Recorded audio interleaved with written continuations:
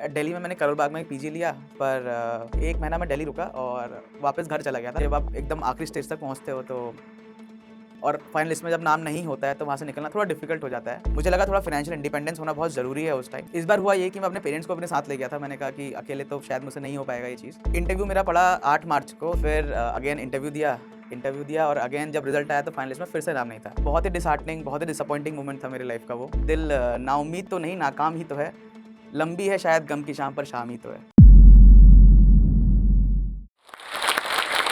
Hello everyone, मेरा नाम तनुज पाठक है and this year in civil service exam I have secured all India rank of 72। This was my third attempt and this was also my third interview. तो तीनों ही attempt में 21, 22, 23 I have given interview. I will give a little bit background of myself. I belong to a city called Haldwani, जो Nainital district में पड़ती है, Uttarakhand state में। और प्राइमरी एजुकेशन मेरी उसी से हुई है, वहीं से हुई है। और then I did my BTech from IIT Roorkee in metallurgical and material engineering. उसके बाद 2 साल मैंने जॉब करी है। There was a startup called Top Coder, जो कि एक यूएस बेस्ड स्टार्टअप है, और उसमें 2 साल जॉब करी and then somewhere mid 2020s I guess जुलाई में मैं वापस आया था घर पे तैयारी स्टार्ट करने के लिए। तो जब मैं वापस आया था उस टाइम लॉकडाउन चल रहा था, तो इनिशियली मेरा मन था कि मैं कोचिंग लूँ, दिल्ली आऊँ। पर क्योंकि लॉकडाउन था तो कोचिंग नहीं ले पाया, दिल्ली नहीं आ पाया, तो मैंने सोचा कि घर से ही अपनी तैयारी स्टार्ट करता हूँ। And most of my preparation has been from home itself. Prelims और मेंस मेजरली मैंने घर से ही दिया है एंड सिर्फ इंटरव्यू के लिए मैं दिल्ली आता था। इंटरव्यू की तैयारी दिल्ली करता था। तो बेसिकली यूपीएससी का जो ड्रीम था मेरा, मोस्टली वो third year in college start हो गया था। काफ़ी सीनियर से मिलता था जो कि हमारे कॉलेज के अलमनाई थे, जो आईएएस आईपीएस थे, और काफ़ी सीनियर थे जो तैयारी कर रहे थे इस चीज़ की। तो मैं काफ़ी फैसिनेट हुआ था कि एक ना एक बार यूपीएससी की तैयारी ज़रूर करनी है। पर 4th ईयर के एंड में क्या हुआ कि मुझे लगा थोड़ा फाइनेंशियल इंडिपेंडेंस होना बहुत ज़रूरी है उस टाइम, तो इसलिए मैंने जॉब प्रेफ़र करी उस टाइम। एंड जब 2 साल हो गए जॉब में तो और लॉकडाउन लगा, तो मुझे लगा कहीं न कहीं मेरे पास, क्योंकि उस टाइम जो था थोड़ा काम कम हो गया था बहुत ज़्यादा लॉकडाउन होने की वजह से। तो मुझे लगा कि इस टाइम को थोड़ा यूटिलाइज़ किया जाए और यूपीएससी का जो ड्रीम है उसको चेज़ किया जाए वापस से। और वो कहते हैं कि आपदा को अवसर में बदलना, जो डायलॉग है काफ़ी ज़्यादा, तो शायद कहीं न कहीं मेरे लिए वो काफ़ी काम आया। तो ऐसा हुआ कि एक दिन मैंने मम्मी को कॉल किया अपना कि मम्मी ऐसा है कि मुझे प्रिपरेशन करनी है और मैं सोच रहा हूँ कि जॉब छोड़ के ही प्रिपरेशन करूँ। तो पेरेंट्स वैसे बहुत सपोर्टिव थे, बट कभी-कभी ये भी बोलते थे कि जॉब के साथ भी तैयारी कर सकते हो, देख सकते हो। बट अ, मुझे लगा कि जॉब के साथ थोड़ा डिफ़िकल्ट हो जाएगा टाइम मैनेज करना, जॉब को भी 7-8 घंटे देना और फिर 7-8 घंटे इस तैयारी को भी देना। तो it was very difficult for me कि जॉब के साथ करूँगा। तो मैंने रिक्वेस्ट करी, मनाया कि मुझे ये करना ही करना है, and they were totally understanding, बहुत अंडरस्टैंडिंग थे, बहुत सपोर्ट किया उस टाइम। एंड फाइनली एग्री कर गए कि हाँ ठीक है, 2-3 साल आप दे सकते हो इस तैयारी को। और उसके बाद मैं बात करने के बाद, उनको मनाने के बाद घर आ गया था, तो ऐसा हुआ था। तो फिर 2020 जुलाई में वापस घर आया और स्टार्ट करी प्रिपरेशन। और कहीं न कहीं मुझे लगता है कि जब आप 2 साल जॉब करते हो तो वापस से पढ़ाई स्टार्ट करना डिफ़िकल्ट हो जाता है। तो काफ़ी चैलेंजिंग रहा स्टार्टिंग के 1 महीना मेरे लिए वापस से, क्योंकि दोबारा से पूरा पढ़ना पड़ता था उस चीज़ के लिए। पर धीरे-धीरे पढ़ाई स्टार्ट करी।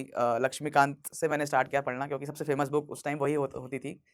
और फिर धीरे-धीरे काफ़ी सारी टॉपर स्टॉक देखी, तो समझ में आया कि आपको एनसीईआरटीज़ भी पढ़नी होती हैं, काफ़ी सारी टेक्स्ट बुक्स पढ़नी होती हैं और आंसर राइटिंग भी साथ-साथ करनी होती है। तो टॉपर स्टॉक को मैं बहुत रेगुलरली देखने लगा। मोस्टली हर दिन ही एक ना एक टॉपर टॉक देखता था। तो मुझे समझ में आने लगा कि अपनी प्रिपरेशन धीरे-धीरे चालू करनी कैसी है। तो टॉपर स्टॉक देखना बहुत ज़्यादा इंपॉर्टेंट है मेरे ख्याल से। मैं तो ये तक रिकमेंड करता हूँ कि आप रोज़ देखें एक टॉपर स्टॉक। आपको सही डायरेक्शन मिलेगा और भटकने नहीं देगा आपको प्रिपरेशन से। तैयारी करी मैंने 6 महीने ऑलमोस्ट मैंने पढ़ाई करी होगी, और प्रीलिम्स और मेंस को मैं साथ लेके ही पढ़ता था। एंड देन 6 महीने के बाद अराउंड आई गेस अक्टूबर-नवंबर में मैंने आंसर राइटिंग भी स्टार्ट कर दी थी, ताकि प्री से पहले भी कुछ आंसर राइटिंग हो जाए, थोड़ी आंसर राइटिंग प्रैक्टिस हो जाए और मेंस में कभी भी इश्यू ना आए, इसकी वजह से आंसर राइटिंग भी स्टार्ट कर दी थी। तैयारी करी 6 महीने, तैयारी करी, उसके बाद आंसर राइटिंग स्टार्ट करी। और उस टाइम क्या हुआ था कि कोविड की वजह से प्रीलिम्स हमारा शिफ्ट हो गया था। तो जो जून 2021 में होने वाला था, वो शिफ्ट होके अक्टूबर 2021 में हुआ था।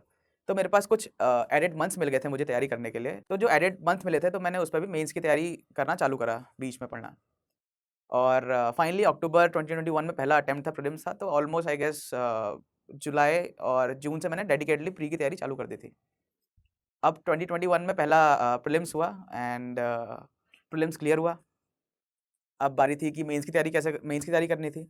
तो बहुत ज़्यादा मुझे आइडिया था नहीं, इसलिए मैं दिल्ली आ गया उस टाइम मेंस की तैयारी करने के लिए। दिल्ली में मैंने करोल बाग में एक पीजी लिया, पर शायद खाना वहाँ का मुझे सही लगा नहीं, तो और थोड़ी तबीयत ख़राब हो गई थी, तो 1 महीना मैं दिल्ली रुका और वापस घर चला गया था तबीयत ख़राब होने की वजह से।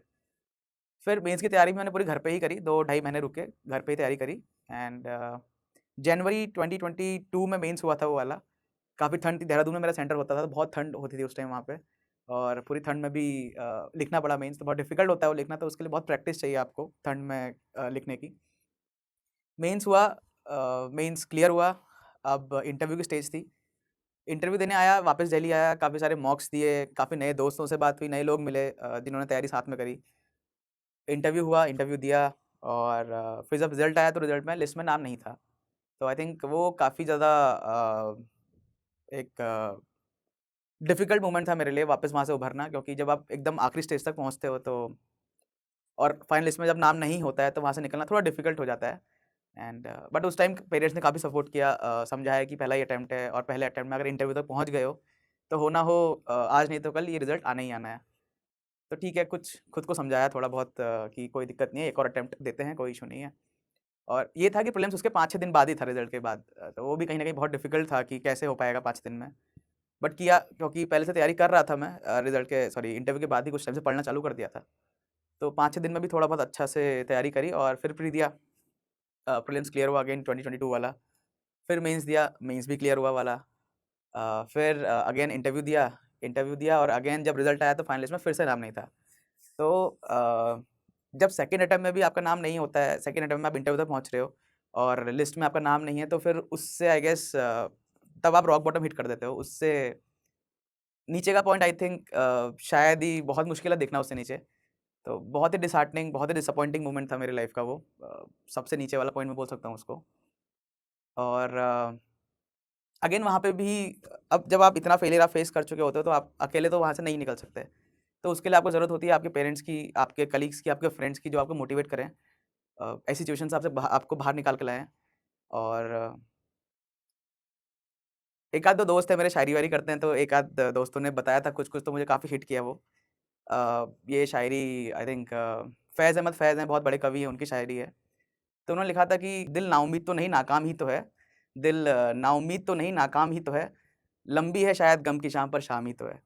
तो ये एक शायरी थी, मुझे काफ़ी ज़्यादा अच्छी लगी उस टाइम कि जो आपका फेलियर है, जो आप फेलियर बैक टू बैक आपको मिल रहा है, वो ठीक है शाम ही तो है, एक ना एक दिन सवेरा फिर से आएगा। तो ये सब सोच के मैं दोबारा से लग गया अपना काम करने में। अगेन फिर से 2023 का प्री दिया और वो प्री शायद one of the most difficult pre था पूरी यूपीएससी का, मुझे लगता है ऐसा। 2023 वाला स्पेशली सीसैट का पेपर, जो कि बहुत बहुत ज़्यादा डिफिकल्ट था, पर एनी हाउ निकला वो भी।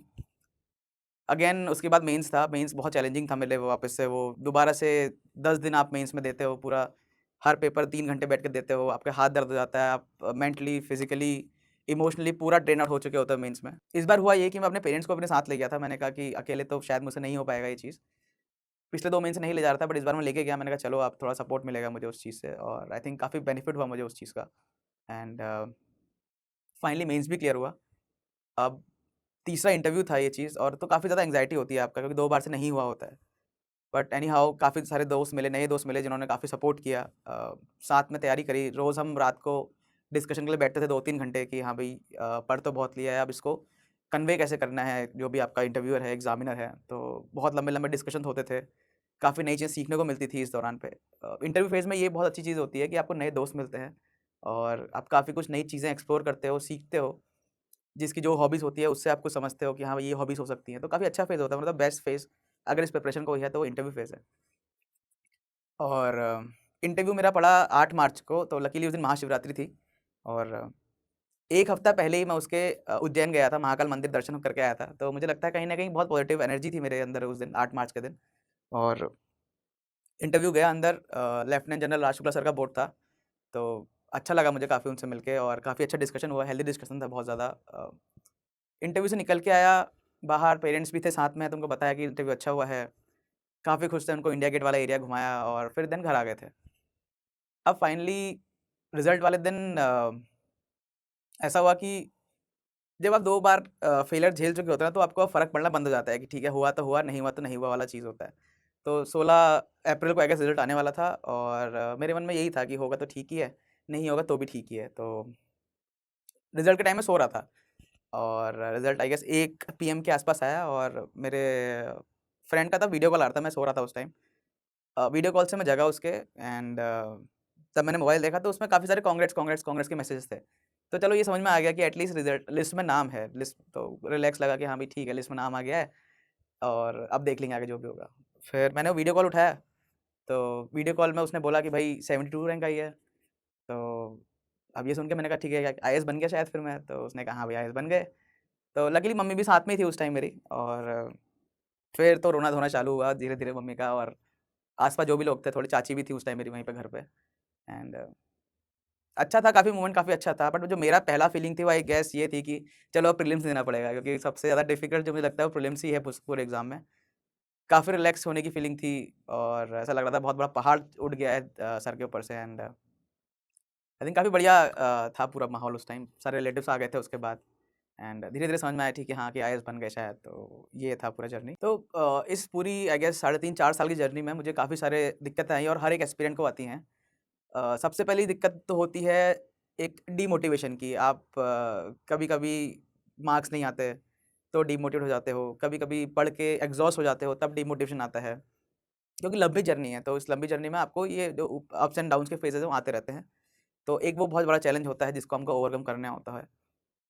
उसके अलावा ये होता है कि जब आप प्रिपरेशन में होते हो तो आप देखते हो कि आपके जो साथ वाले हैं, आपके जो फ्रेंड्स हैं, वो लोग काफ़ी लाइफ़ में आगे बढ़ रहे हैं। आगे बढ़ रहे हैं एज़ इन अच्छा कुछ कर रहे हैं, किसी अच्छा पैकेज लेके अच्छी जॉब कर रहे हैं, आईआईएम से या कोई अच्छी जगह पे बाहर चले गए हैं, तो कहीं न कहीं ऐसा लगता है कि क्या मैं पीछे तो नहीं रह गया? तो ये फीलिंग जो होती है, ये भी आपको कभी-कभी डिमोटिवेट करती है। और उसके अलावा अगर आप दिल्ली में रहते हो तो वहाँ पे खाने का इश्यू है, पॉल्यूशन है, गर्मी है, बहुत सारी दिक्कतें आपको आती हैं उस चीज़ को लेकर। एंड तो लंबी जर्नी है, डिफ़िकल्टीज़ आती हैं, तो डिफ़िकल्टीज़ को ओवरकम करना बहुत ज़रूरी है उस चीज़ में। तो ओवरकम करने के लिए मुझे लगता है कि आप लोग को अपने ऊपर विश्वास रखना चाहिए। सबसे पहले सबसे इम्पोर्टेंट जो चीज़ है वो है खुद पे कॉन्फिडेंस रखो। जो आपके अंदर एक आग है, आप जो यूपीएससी में लेके आए हो, उसको कोई बुझने मत दो, उसको जलाए रखो अपने अंदर। और सबसे इम्पोर्टेंट मुझे लगता है कि एक जो आपका सपोर्ट सिस्टम है, आपका पीयर ग्रुप जो है, आपका सबसे क्लोज़ेस्ट पीयर ग्रुप है, उसको अपने साथ रखो। अ, इस जर्नी में आइसोलेट होना ठीक है, एक लिमिट तक बहुत ज़रूरी है, पर ऐसा भी नहीं है कि आप पूरा ही आइसोलेट हो गए हैं। बहुत ज़रूरी है कि जो आपके लव्ड वन्स हैं, आपके पेरेंट्स हैं, आपके कुछ फ्रेंड्स हैं जो आपको मोटिवेट करते हैं, उनके साथ आप रेगुलरली कॉन्टैक्ट रखो। दिन में या 2 दिन में 1 बार आप उनसे बात करो। तो जब उनसे बात करते हो तो आपको समझ में आता है कि आप इस जर्नी में क्यों आए थे, और आप अकेले नहीं हो इस जर्नी में, आपके साथ बहुत लोग हैं जो आपके साथ खड़े हुए हैं। तो जब उनसे आप बात करते हैं, आपके अंदर वो अगेन सेल्फ कॉन्फिडेंस खुद आ जाता है। तो सबसे इम्पोर्टेंट मुझे लगता है यही है कि पेरेंट्स को और keep your friends very close, तो वो आपकी हेल्प करते हैं इस डीमोटिवेशन से निकलने में, बाहर निकलने में, और आई गेस कॉन्फिडेंस को रीबूस्ट करने में। तो ये बहुत इंपॉर्टेंट मुझे लगता है, आपको ये करना चाहिए। और आई थिंक अगर मैं एस्पिरेंट्स को कुछ मैसेज देना चाहूँ इस वीडियो के थ्रू, मुझे लगता है कि सबसे ज़्यादा इंपॉर्टेंट इस जर्नी में एक डिसिप्लिन है। और डिसिप्लिन भी 2 टाइप का डिसिप्लिन की मैं बात करूँगा। एक डिसिप्लिन होता है जो आप एंटायर जो आपकी जर्नी है उसमें आपको बना के रखना है। और दूसरा डिसिप्लिन जो है वो जो डेली वाला डिसिप्लिन है कि जो आपने जो टारगेट सेटअप किए हैं, आप उनको आप हिट कर रहे हो, उनको कंप्लीट कर रहे हो, वो बहुत ज़्यादा इंपॉर्टेंट है। अब पहला डिसिप्लिन यही है कि आप रेगुलरली 8 से 9 घंटे पढ़ रहे हो, और जब प्रीलिम्स और मेंस आ रहा है उसमें आपकी जो डेली रूटीन है उसमें बस खाना, सोना और पढ़ना ही है। तो ये डिसिप्लिन मेंटेन करना बहुत ज़रूरी है। उसके अलावा आई थिंक जो सबसे इम्पोर्टेंट है, जो मैंने अपनी जर्नी में महसूस किया है, वो है पेशेंस, जो हम धैर्य कहते हैं। धैर्य रखना बहुत ज़रूरी है, क्योंकि आई थिंक आज नहीं तो कल सक्सेस आपको मिल ही जाएगी अगर आप पेशेंस रखोगे और रेगुलरली हार्ड वर्क करते रहोगे। और तीसरा ऑब्वियसली हार्ड वर्क है। इस एग्ज़ाम में आई थिंक मुझे कहने की ज़रूरत नहीं है कि आपको एक basic minimum level of hard work करना पड़ेगा, आपको निकालना है। और हार्ड वर्क के अलावा आपको स्मार्ट बनना पड़ेगा इस एग्ज़ाम में। कौन सी आपको सोर्सेज़ यूज़ करनी है, कौन कैसे आंसर राइटिंग आगे करनी है, कहाँ से मेंटरशिप लेनी है, बहुत ज़रूरी है। तो you have to be very smart अगर आपको एग्ज़ाम में आना है। तो hard work as well as smart work आपको करना पड़ेगा इस एग्ज़ाम में।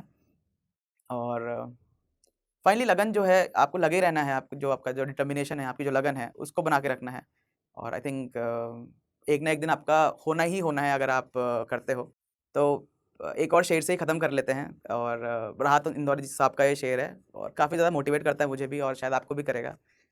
तो वो ये कहते हैं कि फ़ैसला जो भी हो मंज़ूर होना चाहिए। आपका फ़ैसला जो भी हो मंज़ूर होना चाहिए। इश्क हो या जंग हो भरपूर होना चाहिए। जंग हो या इश्क हो भरपूर होना चाहिए। तो यूपीएससी आपका इश्क है या यूपीएससी आपकी जंग है, जो भी है आपकी वो, तो भरपूर करना चाहिए। मेहनत में कमी मत करो और लगन के साथ तैयारी करो। आई गेस एक ना एक दिन हो ही जाना है, तो यही मैं आपको कहना चाहूँगा। हेलो एस्पिरेंट्स, हम में से बहुतों का सपना है आईएएस ऑफिसर बनना, लेकिन ये जर्नी बहुत मुश्किल है और हो सकता है कि हमारे मन में ये 2 क्वेश्चंस हैं। तो पहला सवाल ये कि हम कोचिंग कहाँ से लें, और दूसरा सवाल ये कि अगर हम किसी कोचिंग में एडमिशन लें तो हमारी फीस पर हमारी कुछ बचत हो पाए। और इसलिए बहुत सारे एस्पिरेंट्स ने जोश से रिक्वेस्ट किया कि क्या जोश टॉक्स एस्पिरेंट्स को हेल्प कर सकते हैं उनकी इस जर्नी में। तो 2 कोचिंग्स और मान रही हैं, KSG IAS और अनअकैडमी। अब हमें कांटेक्ट करेंगी और हमारे क्वेश्चंस को आंसर करने में हेल्प करेंगी। हम घर बैठे KSG IAS और अनअकैडमी से अपने सारे डाउट्स पूछ सकते हैं और हाँ, हम यहाँ एडमिशन भी ले सकते हैं। तो अगर आप UPSC के लिए कोचिंग लेने में इंटरेस्टेड हैं तो नीचे एक फॉर्म दिया गया है जहां आप अपने नाम और नंबर शेयर कर सकते हैं। तो अब जोश के स्टूडेंट्स घर बैठे फोन पर गाइडेंस और इंफॉर्मेशन ले सकते हैं और एडमिशन भी। Best of luck to all aspirants. जोश हमेशा हमारे साथ खड़ा है। जय हिंद।